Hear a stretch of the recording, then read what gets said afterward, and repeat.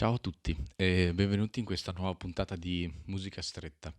E oggi insieme a voi mi piacerebbe parlare di un artista che mi sta molto a cuore e come potete vedere dalle cose che mi circondano si tratta di Fabrizio De André. E vorrei partire leggendovi una sua citazione per introdurvi il discorso di oggi. Genova per me è come una madre, è dove ho imparato a vivere. Mi ha partorito e allevato, è stata una palestra in cui mi sono esercitato a vivere e quindi a pensare, scrivere e suonare. Oggi a me sembra che Genova abbia la faccia di tutti i poveri diavoli che ho conosciuto nei suoi carruggi, i fiori che sbocciano dal letame.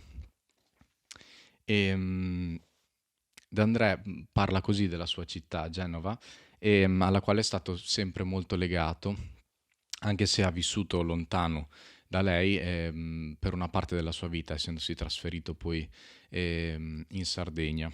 Probabilmente vuole così bene a questa città perché è lo scenario perfetto per i personaggi che lui dipinge nelle sue canzoni, nelle sue poesie possiamo chiamarle, e sono quelli che lui chiama gli ultimi, sono i senza Dio e per i quali sicuramente Dio avrà un ghetto ben protetto per loro in paradiso. Anche se queste figure che lui descrive nelle sue canzoni non sono quasi mai simboli di giustizia o di bontà, ha questa considerazione per loro perché è consapevole che è stata la vita a renderli così rigidi, così duri verso se stessi e verso gli altri. In particolare sono i marinai, la sua fonte di ispirazione primaria in tante delle sue canzoni più simboliche. Basti pensare a Creusa de Ma, che è una canzone che appunto dà il nome all'omonimo album che ho qua dietro, ed è un album particolare che parte con questa canzone che appunto descrive il lavoro meticoloso dei marinai che vanno, che vengono e il loro stile di vita, quello che incontrano quando finalmente ritornano al porto, ed è un album totalmente cantato, scritto e cantato in dialetto genovese. Questo dialetto è stato adattato un pochino musicalmente per essere cantato, appunto. A me ha sempre colpito molto questa relazione, questo rapporto che De André aveva con la sua città, perché la cosa particolare, secondo me, che lo contraddistingue è come se lui sia riuscito a trasformare in poesia e canzoni degli eventi appunto legati a alle vie della sua città che per tanti risultano quotidiani, normali, giornalieri, ai quali ci si fa l'abitudine e che ci sembrano scontati, e invece De André è proprio lì che trova l'ispirazione per raccontare qualcosa di vecchio ma in un modo nuovo. È riuscito a trasformare il suo dialetto in un nuovo strumento, dargli una nuova vita e utilizzandolo appunto quasi come strumento musicale, perché durante l'ascolto dell'album non si riescono a interpretare bene le parole, ma ha questa musicalità che gli ha permesso di costruire su questo nuovo strumento un intero album. La canzone che ho scelto di cantare in realtà non è una canzone proveniente dall'album Cresa de Ma, è una canzone in italiano e quindi non in dialetto che si chiama Le acciughe fanno il pallone e viene dall'album Anime Salve che De André ha composto insieme a Ivano Fossati. Però è un esempio, secondo me, lampante del discorso che facevo prima, di come De André riesca a pitturare, proprio catturare alcune immagini della vita quotidiana che svolge a Genova, ma in generale in tutto il mondo, mi viene da dire, con questo modo particolare. E le acciughe fanno il pallone ed André descrive la pesca delle acciughe, appunto, un evento comune nel porto di Genova, ma che se guardato come fa lui da una certa angolazione, si trasforma in una fiaba quasi, in una storia avvincente piena di particolari ricchi che magari la gente del posto passando si perde e si perde la poesia di questo momento.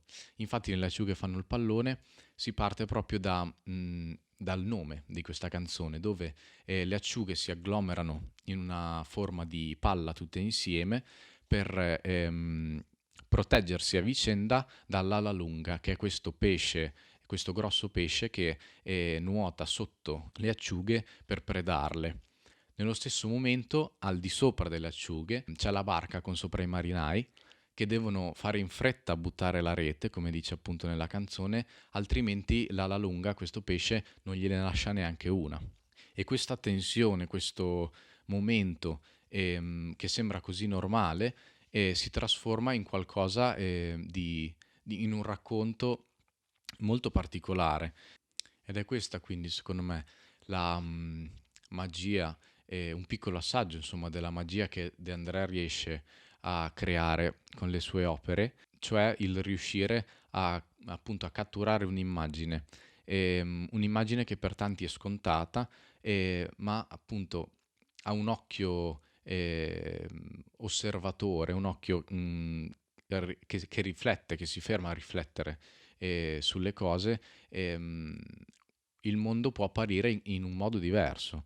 E forse è questo anche un po' il segreto del suo successo, cioè essere vicino alla gente con i temi che tratta nelle sue canzoni, ma dare una chiave di lettura totalmente diversa alla cosa. De André non descrive solo l'operato dei marinai e questa tensione che c'è tra questa triade di elementi, ma anche tutto quello che ci sta intorno a questo momento, che è, se vogliamo, più umano rispetto al momento proprio della pesca, ma è comunque necessario e fondamentale perché questo avvenga. Quindi descrive ad esempio le donne che aspettano al porto i marinai e che hanno il compito di stendere le reti per farle asciugare. Le acciughe fanno il pallone e sotto c'è la lunga, se non butti la rete non te ne lascia una, e alla riva sbarcherò e alla riva verrà la gente, questi pesci sorpresi li venderò per niente. Se sbarcherò alla foce e alla foce non c'è nessuno, la faccia mi laverò nell'acqua del torrente. Ogni 3 ami c'è una stella marina, amo per amo c'è una stella che trema, ogni 3 lacrime batte la campana. Passano le villeggianti con gli occhi di vetro scuro, passano sotto le reti che asciugano sul muro, e in mare c'è una fortuna che viene dall'Oriente, che tutti l'hanno vista e nessuno la prende.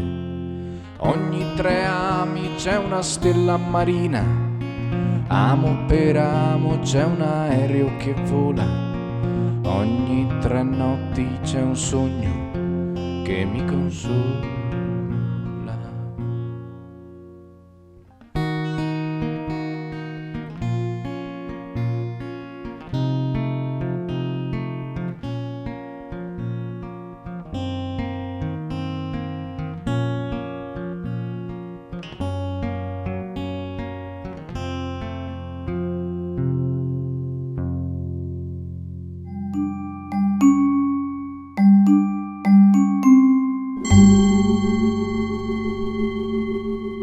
È ironico pensare come il sistema di difesa delle acciughe dai loro predatori naturali sia poi in effetti il segnale che dà il via ai pescatori per gettare le reti. La sfida contro il destino, la vita come sfida del destino. È l'esperienza che ci fa bollire un po' il sangue nelle vene quando ci poniamo davanti all'orizzonte aperto, libero, infinito e forse per questo proprio angosciante dell'orizzonte del mare. Angosciante come l'incombere della morte. E allora anche il pescatore forse fa il pallone. Si aggrappa al desiderio di trovare il pesce d'oro. Si aggrappa al desiderio di trovare l'amore, di avere il suo riscatto sociale. Desiderio. Parola che deriva dal latino ed è composta dal suffisso de, che in latino ha sempre un'accezione negativa, e dal termine sidus, che letteralmente significa stelle. De sidus, distanza dalle stelle. E questo continuo desiderare non lo fa considerare che i suoi ami abboccano solo stelle. E rimane così, con una rete in mano, nel tentativo di essere più veloce di un tonno per catturare la medesima preda.